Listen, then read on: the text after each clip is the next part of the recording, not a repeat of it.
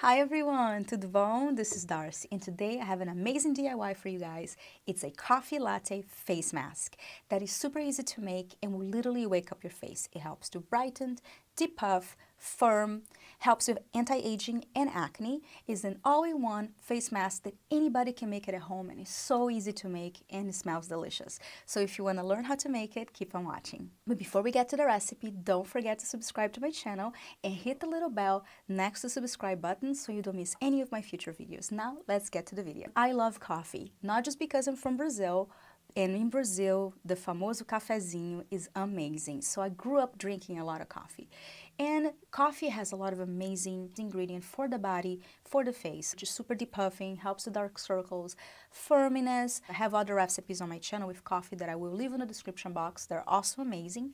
But what I like about this one is that I'm adding the powder milk, which is lactic acid. It helps to brighten the face, it's also anti-aging, and it makes your face super smooth. Now I'm going to show you how to make the mask. 2 tablespoons of powdered milk, 1 teaspoon of instant coffee, and 2 teaspoons of water. Mix it all together until you get a creamy texture.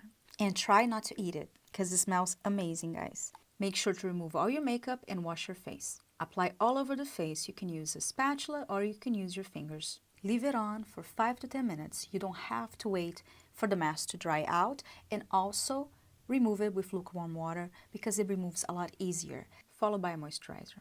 I just washed my face and this is the final result. The face is instantly brightened and just so soft, and it's an amazing mask to do either in the morning or in the evenings, and I love how easy it is and it smells delicious. So I hope you got a chance to try it out. If you like this video, make sure to thumbs up and subscribe if you haven't yet. I love you guys so much and I'll see you guys next time. Bye!